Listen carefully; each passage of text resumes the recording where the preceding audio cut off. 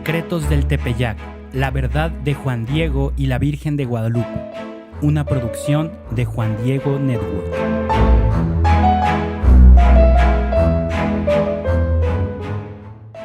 Pocas veces nos detenemos a pensar en que el nombre de cada país tiene un significado que se relaciona directamente con el origen de dicha nación.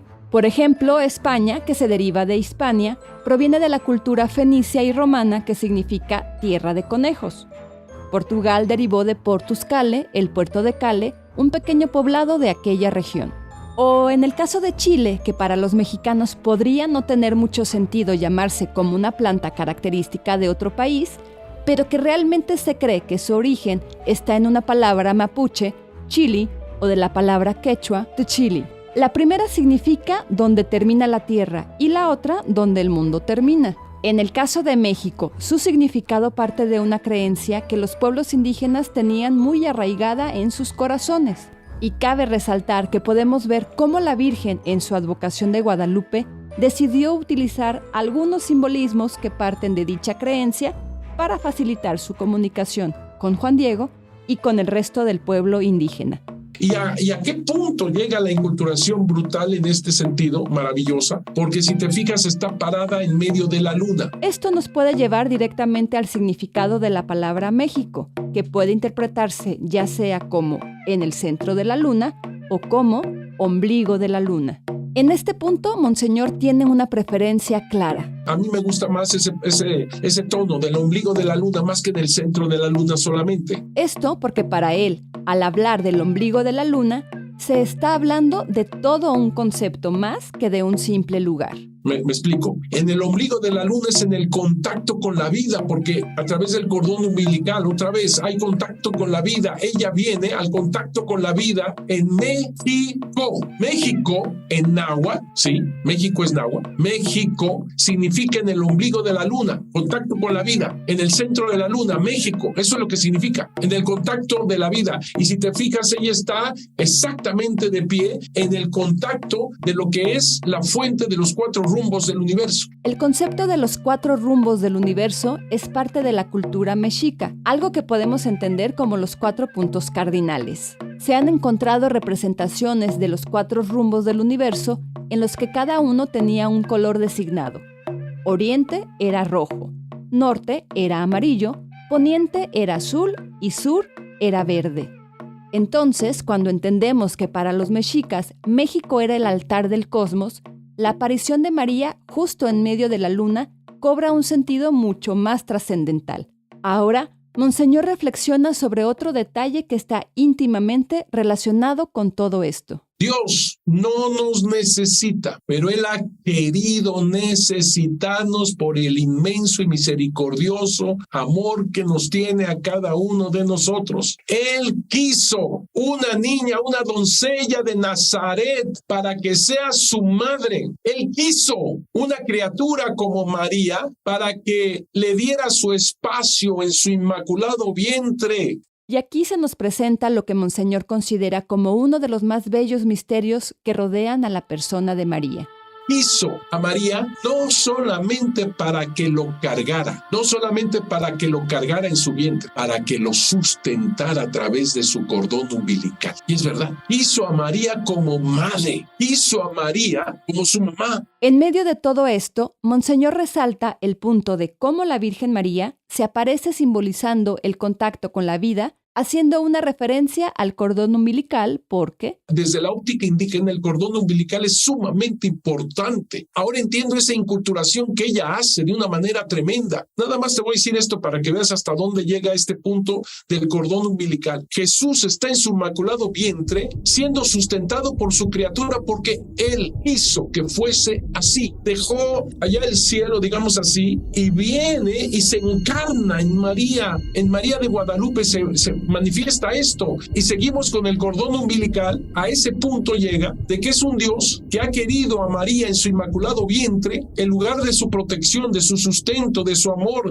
de su cuidado. Esa es María.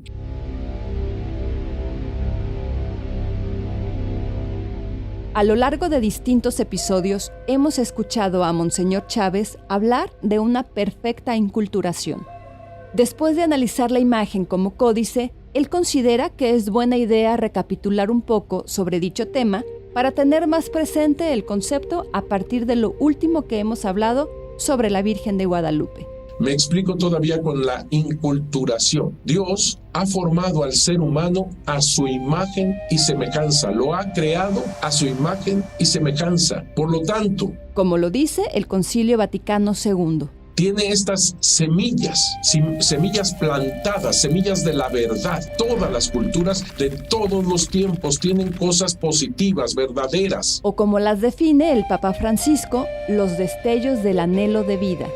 Ella toma este anhelo de vida, estas semillas del Verbo, y las lleva a la plenitud en Jesucristo nuestro Señor, que es camino, verdad y vida. Eso es lo que hace la Virgen de Guadalupe. Partiendo de esto, Monseñor nos dice una vez más que la imagen de la Virgen de Guadalupe no es ningún sincretismo. Al respecto de quienes insisten en eso, Monseñor dice que no entienden o ignoran que la Virgen de Guadalupe no es un sincretismo, es una inculturación. Ella toma solamente lo bueno y lo verdadero y lo lleva a la plenitud en Jesucristo nuestro Señor. Eso es inculturación, no es un sincretismo. Para Monseñor, esto queda muy claro si se analiza desde el entendimiento y el contexto en el que se da el fenómeno guadalupano, porque si te fijas, no es tampoco el método de los españoles, y se entiende, por el amor de Dios, un español del siglo XVI, viendo simplemente cómo mataban a estos niños para ofrecerlos a Tlaloc, o ver la serie de víctimas sangrientas que se ofrecían a Huitzilopochtli. Como por ejemplo, hablando de la consagración de la mitad del Templo Mayor, se tienen datos de distintas fuentes al respecto. Se están contando cosas espantosas de cerca de 80,000 víctimas, dice una fuente. Otra fuente dice 10,000 víctimas, solamente para la consagración de la mitad del Templo Mayor. Algunas de esas fuentes son los escritos de Eduardo Matos Moctezuma, uno de los arqueólogos mexicanos más reconocidos a nivel mundial y gran experto en la cultura mexica, que habla precisamente del Templo Mayor, y son los datos que se tienen. Vamos a irnos por el dato menor, 10,000. 10,000 es un pueblo. 10,000, imagínate tú, es una cosa espantosa. O también lo que dice Ángel María Garibay, sacerdote católico, lingüista e historiador, considerado uno de los más notables eruditos sobre la lengua y la literatura náhuatl.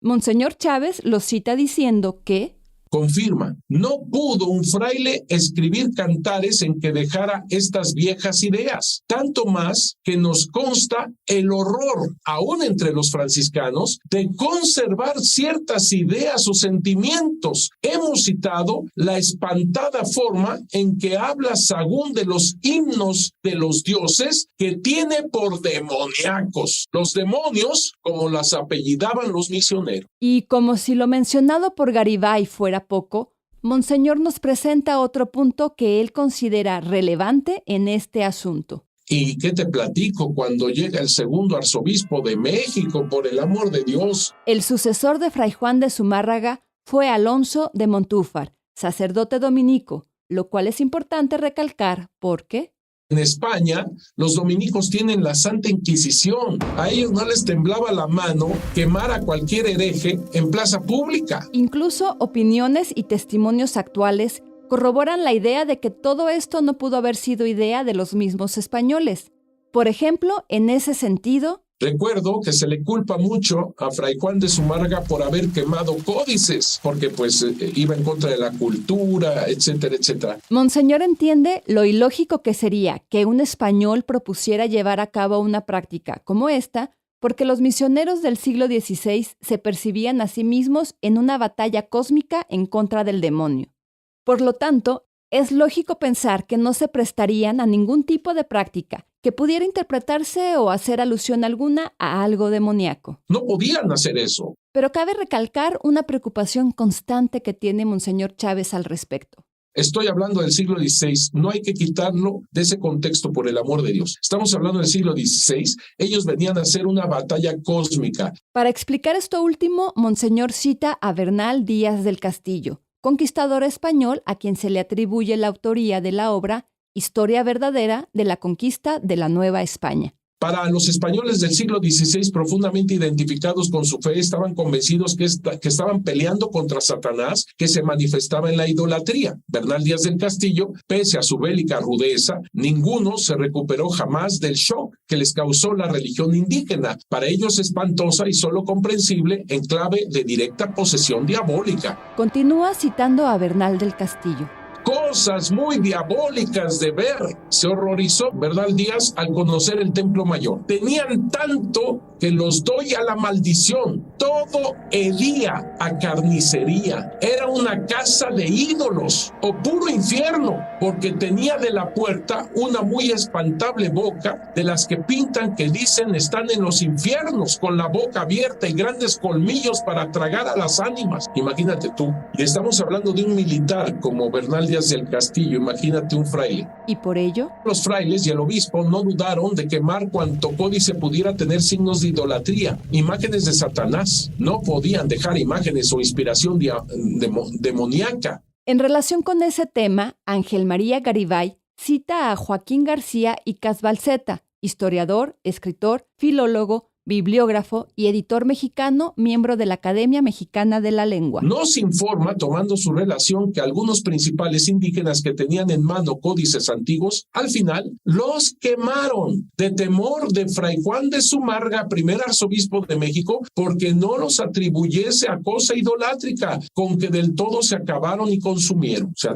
fue una batalla, te digo, contra la idolatría tremenda. Después de compartir todo esto, Monseñor quiere que no se pierda de vista un punto muy importante. Ojo, pero no es porque odiaran a los indígenas, cuidado. No, al contrario, para ellos era para librarlos de las garras del demonio, para librarlos porque son seres humanos. Para los frailes merecían el bautismo y con ello la vida eterna. Y estos demonios simplemente los perdían. Bueno, para que estemos en contexto. Teniendo todo esto claro, Monseñor continúa citando a otros autores que reafirman esta idea. El historiador Jacques Sustel, también político y etnólogo especialista en culturas mesoamericanas, autor del libro Vida cotidiana de los aztecas en vísperas de la conquista, entre otros. Libro que Monseñor Chávez recomienda leer para entender mejor todo el contexto en el que se dio el fenómeno guadalupano.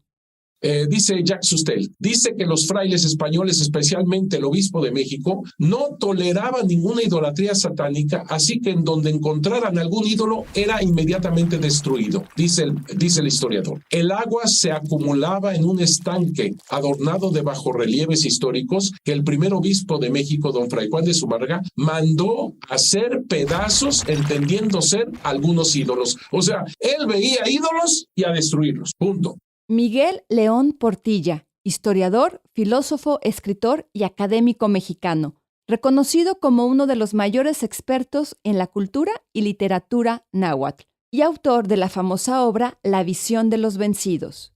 A continuación, Monseñor cita algunas de las palabras que León Portilla incluyó en la introducción que escribió para el libro Monarquía Indiana, de Fray Juan de Torquemada, en su tercera edición de 1975. Obvia consecuencia de esta misma visión teológica de la historia será en contrapartida la reiterada proclamación de la conquista, entendida como epopeya cristiana que vino a librar a los indios del demonio, sometidos como estaban al poder del demonio, supremo enemigo del linaje humano. Y si no niegan que por obra de la conquista y de las vejaciones que a ella siguieron, han muerto incontables indios. Recuerda también los males mayores a su juicio que el culto del demonio durante muchos siglos les había hecho padecer. Por todos lados, por todos lados. Monseñor destaca que gracias al trabajo de investigación que realizaron frailes como Bernardino de Sahagún, nosotros tenemos acceso a mucha información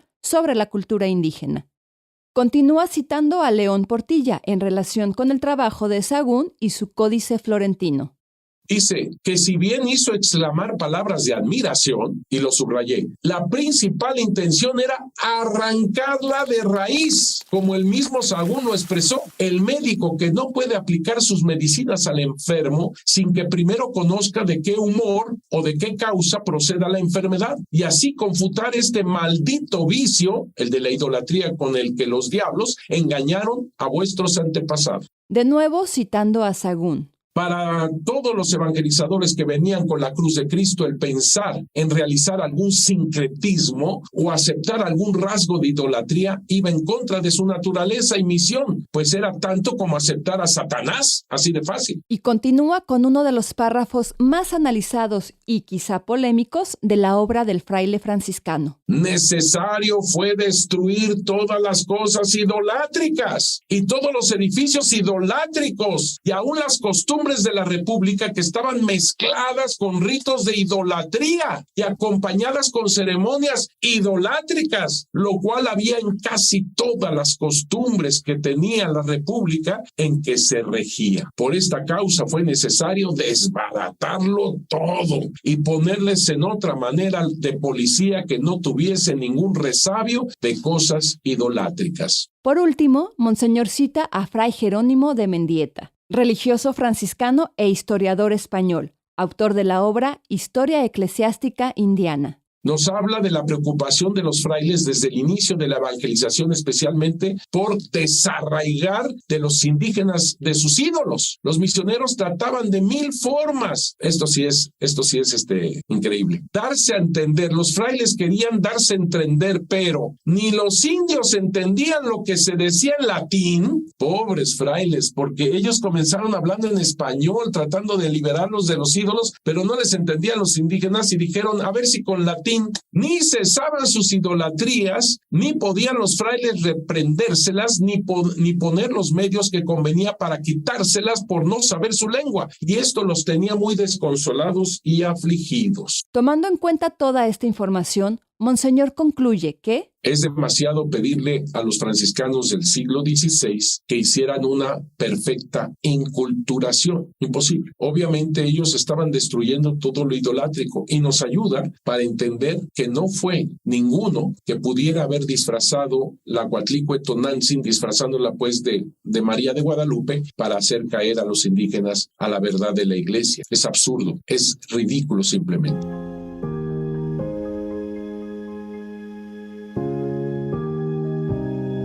Antes de terminar con nuestro análisis del Códice Guadalupano, Monseñor nos invita a recapacitar en que, a pesar de la importancia que la Virgen de Guadalupe tiene para el pueblo latinoamericano desde sus apariciones, ella no es el centro de su mensaje. El centro es Él en su vientre. Esta cinta oscura arriba del vientre significa que ella está encinta, liberando el vientre. Como toda persona en América Latina, cuando está encinta, le llamamos así, que está encinta porque está esperando un bebé.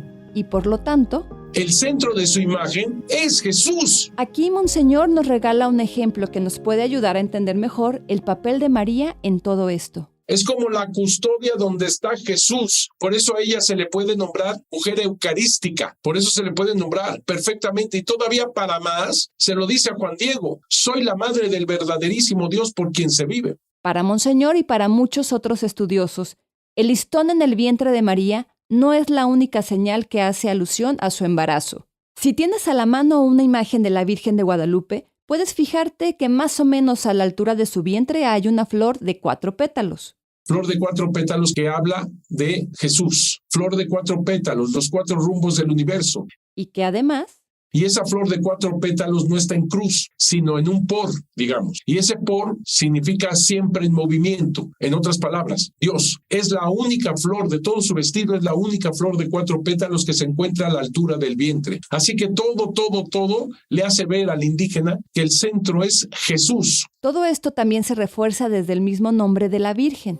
El centro de su nombre es Jesús, María, la iluminadora, Guadalupe, el cauce del río. Así que la luz es Jesús, el agua viva es Jesús. Lo que ella quiere, lo que ella tanto desea, su mensaje, el centro es Jesús. Precisamente, quiero, tanto deseo. Una casita sagrada para manifestarlo a Él, para ensalzarlo a Él, para ofrecerlo a Él, mi amor persona. Él que es mi mirada misericordiosa, Él que es mi auxilio, Él que es mi salvación. Así que el centro de su mensaje no es ella. El centro de la casita sagrada es Jesús. El centro de su nombre es Jesús. El centro de su imagen es Jesús.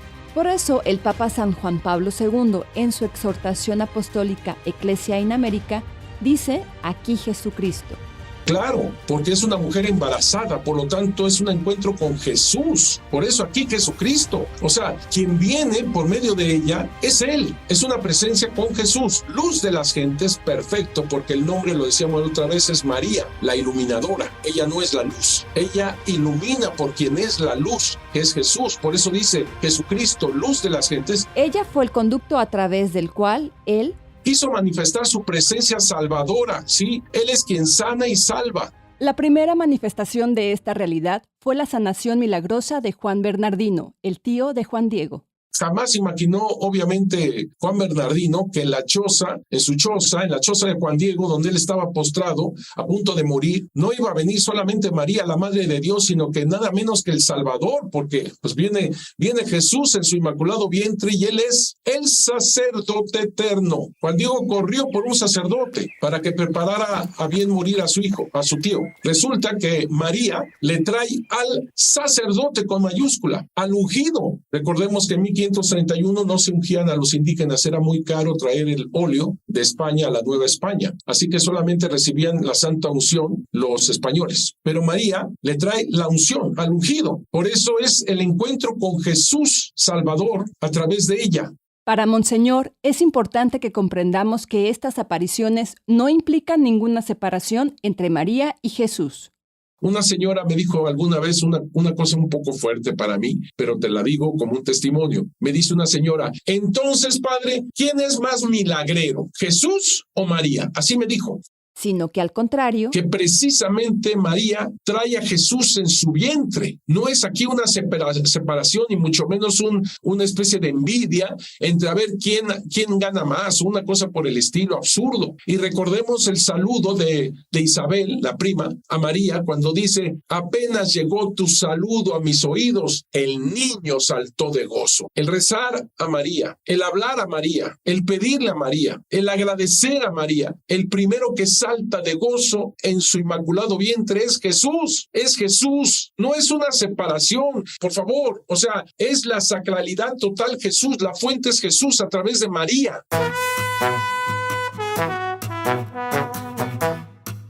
Con esto terminamos nuestro análisis sobre el Códice Guadalupano. En el siguiente episodio, Monseñor Chávez nos compartirá las conclusiones más importantes a las que él ha llegado sobre el por qué sucedieron las apariciones guadalupanas. Así que no te lo pierdas. Recuerda seguirnos en nuestras redes sociales, suscribirte al podcast en tu plataforma favorita y compartirlo con las personas a las que creas que les puede interesar.